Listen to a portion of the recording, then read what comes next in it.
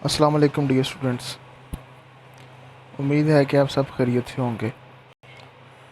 आज के इस वीडियो लेक्चर में हम लॉ ऑफ कॉन्ट्रैक्ट को डिस्कस करेंगे। लॉ ऑफ कॉन्ट्रैक्ट में जो बेसिकली जो एसेंशियल पार्ट है लॉ ऑफ कॉन्ट्रैक्ट का, वो डेफिनेशन ऑफ कॉन्ट्रैक्ट है कि असल में कॉन्ट्रैक्ट हम कहते किसको हैं। तो इस लेक्चर में हम कॉन्ट्रैक्ट की डेफिनेशन पढ़ेंगे। कॉन्ट्रैक्ट के फर्दर जो बेसिक एलिमेंट्स हैं उनको हम डिस्कस करेंगे। तो चलते हैं हम अपने लेक्चर की तरफ। सबसे पहले जो है वो कॉन्ट्रैक्ट की डेफिनेशन है कि कॉन्ट्रैक्ट कहते किसको हैं। Contract is an agreement enforceable by law, कि कोई भी एग्रीमेंट जो है जो इन्फोर्सिबल बाय लॉ है वो कॉन्ट्रैक्ट कहलाता है। इन्फोर्सिबल से मुराद ये है कि जो कानून की हदूदों क़यूद में आता है एग्रीमेंट, जो एग्रीमेंट कानून की हदूद में आता है उसको हम कॉन्ट्रैक्ट कहते हैं। यानी अगर वो पूरा ना हो तो हम उसको क्लेम कर सकते हैं। नेक्स्ट है कि जो एग्रीमेंट जो है इन्फोर्सिबल बाय लॉ नहीं होता, वो कॉन्ट्रैक्ट नहीं होता, उसको हम वॉइड कहते हैं, वॉइड कॉन्ट्रैक्ट कहते हैं उसको। तो ये दो डेफिनेशंस हैं, कॉन्ट्रैक्ट जो इन्फोर्सिबल बाय लॉ होता है और जो इन्फोर्सिबल एग्रीमेंट जो है वो इन्फोर्सिबल बाय लॉ नहीं होता, उसको हम वॉइड कहते हैं। फर्दर हम आगे इसकी टाइप्स देखते हैं कि इसकी टाइप्स कौन सी हैं या इसके एसेंशियल एलिमेंट्स जो हैं वो कौन से हैं। तो कॉन्ट्रैक्ट के बेसिकली ये एलिमेंट्स हैं, ऑफ़र एंड एक्सेप्टेंस होती है, कंसिडरेशन होती है, intention to create legal relations है, कैपेसिटी टू कॉन्ट्रैक्ट है, कंसेंट है और सर्टेनिटी है। तो सबसे पहले हम ऑफ़र एंड एक्सेप्टेंस को डिस्कस करते हैं कि ऑफ़र एंड एक्सेप्टेंस जो है वो क्या होती है। जी अच्छा, ऑफ़र एंड एक्सेप्टेंस में सबसे पहले देखिए बुनियादी सी बात है कि ऑफ़र जो है कॉन्ट्रैक्ट कंप्लीट तब होता है कि जब हम किसी पर्सन से कॉन्ट्रैक्ट कर रहे हो, उसको हम ऑफ़र देते हैं कोई चीज़ बेचने के लिए या किसी स्पेसिफिक ड्यूरेशन के लिए उससे हम एक मुआहदा तय कर लेते हैं, तो उसको हम ऑफ़र देते हैं। वो ऑफ़र जो है वो कम्युनिकेट होती है थ्रू ईमेल, थ्रू डॉक या थ्रू किसी भी चैनल के थ्रू उसको कम्युनिकेट किया जाता है, और वो जो एक्सेप्टर होता है उसको वो मिलती है, वो उस ऑफ़र को पढ़ता है, उस पर गौर व खोज करता है और देन वो उसका जवाब जो है ना वो देता है हाँ या ना में। अगर वो हाँ में जवाब देता है और हमें वो ऑफ़र जो सी है सॉरी एक्सेप्टेंस जो है वो हमें मिल जाती है, तो हमारा कॉन्ट्रैक्ट कंप्लीट हो जाता है।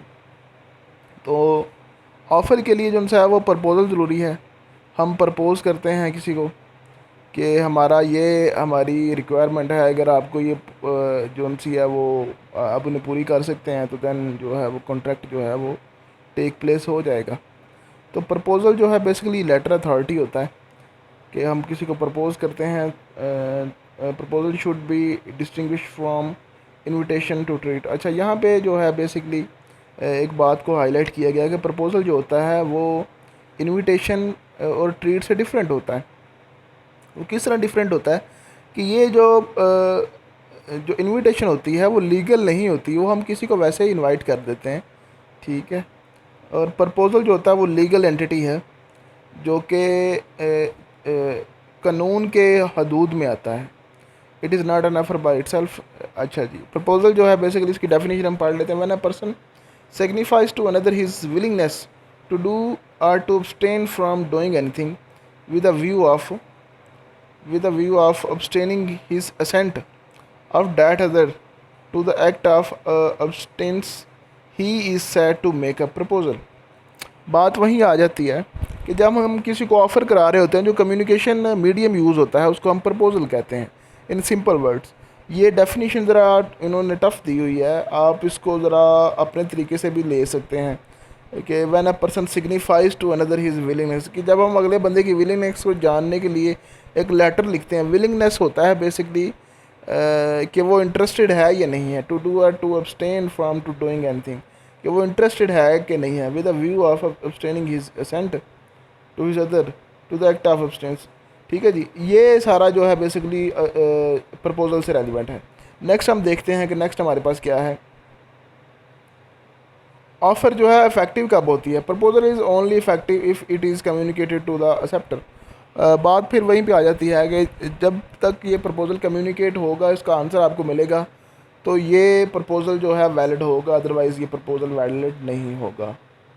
आगे आ जाता है प्रपोज़ल वर्सेस इनविटेशन है। वो मैंने आपको पहले बात बता दी है कि इनविटेशन जो होती है वो लीगल नहीं होती, वो हमारी पर्सनल होती है।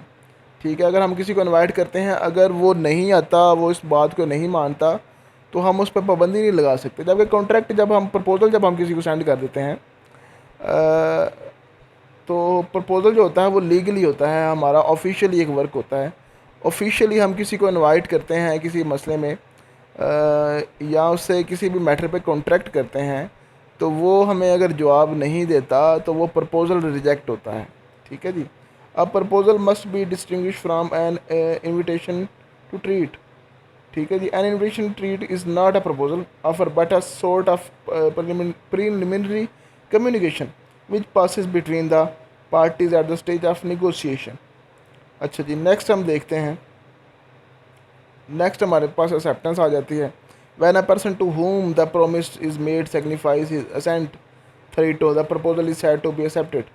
ठीक है जी, जब वो पर्सनली अपनी असेंट से उसको एक्सेप्ट कर लेता है प्रपोज़ल को, तो वो एक्सेप्ट हो जाती है, मतलब कम्युनिकेट कर देता है, वो उसका जवाब दे देता है। ऑफरी की तरफ से जो क्वेश्चन आया होता है आपको, जो आपके पास प्रपोज़ल आया होता है, उसको वो जवाब दे देता है, तो एक्सेप्टेंस जो है वो कंप्लीट हो जाती है। नेक्स्ट कम्युनिकेशन ऑफ एक्सेप्टेंस है। Acceptance must be communicated make non. अब कम्युनिकेशन मीडियम डिफरेंट किस्म के हैं, वो आप लोगों को पता ही है कम्युनिकेशन मीडियम किस तरह के हैं।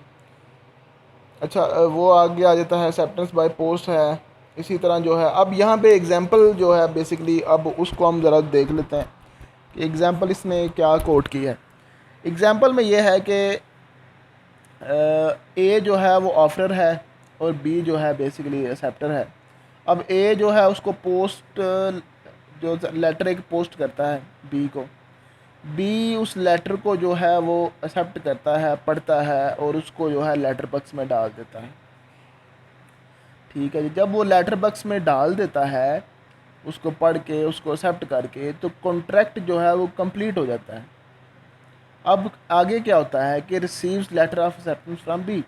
अब ए जब इसको लेता है, उसको मतलब उसको रिसीव होता है, तो ए जो है उसकी तरफ से जो एक प्रपोज़ल दिया गया था, उसके बदले में उसको एक्सेप्टेंस कॉल आ गई है, तो हमारा कॉन्ट्रैक्ट जो है वो कंप्लीट हो गया। इसी तरह दूसरी मिसाल है कि ए जो है वो लेटर पोस्ट करता है। जब उसने लेटर पोस्ट कर दिया, तो बी ने जब जवाब दे दिया, बी ने जवाब क्या दिया, बी ने उसको जवाब नहीं दिया 8 जून तक। ठीक है, तो ये जो कॉन्ट्रैक्ट है ये कंक्लूड हो जाएगा। यानी एक गिवन डेट उसने दी थी कि 8 जून तक तुमने मुझे जवाब देना है, और बी उसको 8 जून तक जवाब नहीं देता, कोई आंसर नहीं देता रिजेक्शन का या एक्सेप्टेंस का, तो ये जो कॉन्ट्रैक्ट है ये कंक्लूड हो जाएगा, मतलब ये कॉन्ट्रैक्ट वाक़या हो जाएगा। आगे आ जाता है हमारा ऑफर एंड एक्सेप्टेंस के बाद कंसिडरेशंस। कंसिडरेशन क्या होती है? The price which one party pays to buy and promise or act of the other. यानी जो हमारे दरमियान, दो पार्टीज़ के दरमियान जो मुआहदा हुआ है, उसके बदले में जो कॉस्ट हमने उसमें मेंशन की है, वो हमारी कंसिडरेशन है। ठीक है जी। अच्छा जी, intention to create legal relations. Intention क्या होती है? इंटेंशन बेसिकली नीयत को हम कहते हैं कि नीयत हमारी क्या है। Intention relates to somebody state of mind. Law cannot read the mind. Use presumption in business agreement. There is a presumption that the parties intend to enter into a contractual relation to enforce the contract in social domestic agreement. It is implied that no legal relation are contemplated, but these presumptions are rebuttable, proven otherwise। ठीक है जी। अब इसमें क्या होता है कि हमारी जो इंटेंशन है वो दुरुस्त होनी चाहिए। दुरुस्त इंटेंशन क्या होगी, हमारी नीयत बेसिकली जो हम काम कर रहे हैं, जो जिस पर्पज़ के लिए हम कॉन्ट्रैक्ट कर रहे हैं वो हमारा लीगल होना चाहिए। लीगल से मुराद ये है कि अगर एक बंदा हीरोइन का काम कर रहा है तो कॉन्ट्रैक्ट कर रहा है तो उसमें वो लीगल नहीं होगा, वो इलीगल होगा, तो वो कॉन्ट्रैक्ट नहीं कहलाएगा। कॉन्ट्रैक्ट में हमने सबसे पहले डेफिनेशन में पढ़ा था कि कॉन्ट्रैक्ट वही होता है जो इन्फोर्सिबल बाय लॉ होता है, यानी जिसमें लॉ हमें रेमेडी देता है, वो कॉन्ट्रैक्ट होता है। तो अब intention to create legal relation में यही है, इसका असर से आप ये कर लें कि जो कॉन्ट्रैक्ट हमारे लीगल होंगे, लीगल कामों के लिए होंगे, सिर्फ उन्हीं को हम कॉन्ट्रैक्ट कहेंगे। इलीगल कॉन्ट्रैक्ट जो है मतलब स्मगलिंग वगैरह या किसी मुल्क के और नुकसान पहुंचाने के लिए कोई कॉन्ट्रैक्ट करना, तो ये इलीगल कॉन्ट्रैक्ट्स में आएंगे। नेक्स्ट है कैपेसिटी टू कॉन्ट्रैक्ट। कैपेसिटी क्या है? Every person is a competent to contract who is the age of majority, who is a sound mind, who is a not disqualified from contracting from any group. यानी जो है mature बंदा है, sound mind है, मगर वो पागल नहीं है, मतलब ठीक है, और कानून की तरफ से वो डिस्क्वालीफाई नहीं है, तो वो कॉन्ट्रैक्ट जो है वो कर सकता है, उसको वो ऑथोराइज है कॉन्ट्रैक्ट करने का। ठीक है जी, ये उन्होंने शक्लें दिखाई हुई हैं। एक पागल बंदा है या एक इलीगल बंदा जेल में है, वो कॉन्ट्रैक्ट के लिए एलिजिबल नहीं है। अब माइनर जो होते हैं, माइनर जो बच्चे होते हैं, क्या है ना, माइनर को enter into a contract, minor जो है वो कॉन्ट्रैक्ट में एंटर नहीं हो सकते, उसके लिए कंडीशन होती हैं। ठीक है जी, वो भी हम आगे देख लेते हैं। अच्छा जी, उसके लिए कंडीशन क्या है? Effect of contract by minor void होता है। ठीक है जी, हमने देख लिया कि 18 ईयर से जो छोटे बच्चे होते हैं उनको कॉन्ट्रैक्ट नहीं होता, तो उसमें एक्सेप्शंस हैं, matter relating to marriage, divorce, dower and adoption, religious and religious rights, person with in Malaysia. अच्छा, ये उन्होंने अपना एक जो है वो दिया हुआ। एक्सेप्शन क्या है इसमें? Contract by minor are valid under certain circumstance. अच्छा, इसमें अब एक्सेप्शंस हैं कि माइनर के कॉन्ट्रैक्ट कब जिनसे हैं वो कंप्लीट मतलब हो सकते हैं। एक्सेप्शन उसमें यह है कि अगर वो स्कॉलरशिप के लिए जो है वो मसला है, तो वो स्कॉलरशिप के दौरान जो कॉन्ट्रैक्ट होता है उसमें जो है वो कॉन्ट्रैक्ट कंप्लीट होता है बच्चों का। इंश्योरेंस जो है एक्ट है उसके अकॉर्डिंगली जो है ना वो बच्चों के जो हैं कॉन्ट्रैक्ट वो कंसीडर होते हैं। अब साउंड माइंड जो है वो हमने आपको पहले बता दिया है कि साउंड माइंड जो है बेसिकली एक बंदा पागल नहीं है, एक पर्सन अपने होशो हवास में एक डिसीजन करता है, उसको हम साउंड माइंडेड बंदा कहते हैं। ठीक है, अगर साउंड माइंडेड नहीं है तो कॉन्ट्रैक्ट आपका नहीं होगा। ठीक है जी, आगे सर्टेनिटी आ जाती है। सर्टेनिटी क्या है? Term in the contract must be certain if the terms are uncertain, not capable of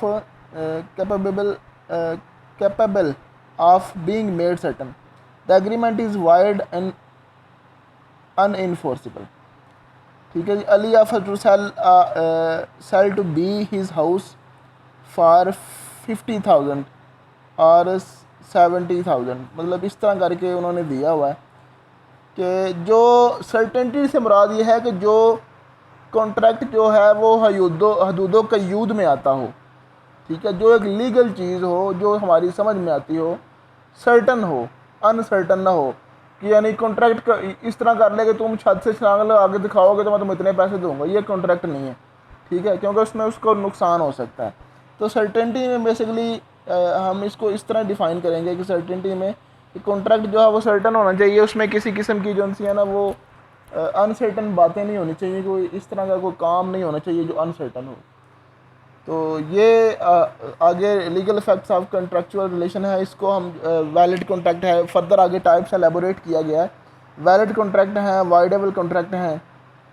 valid contract वो होते हैं contractual obligation legal remedies in the case of breach, कि जिसमें हम अगर अब उसको हम तोड़ते हैं कॉन्ट्रैक्ट को तो हमें रेमेडीज़ मिलती हैं, वाइडेबल में हमें रेमेडीज़ नहीं मिलती। तो ये हमारी जो है आज का सारा लेक्चर का जो है वो लुबल वाब है। कॉन्ट्रैक्ट्स रेलिवेंट हमने पढ़ा, कॉन्ट्रैक्ट्स के एलिमेंट्स पढ़े। आप लोग का बहुत बहुत शुक्रिया। नेक्स्ट इंशाल्लाह लेक्चर में फिर मुलाकात होगी, तब तक के लिए अल्लाह हाफिज़। Thank you very much.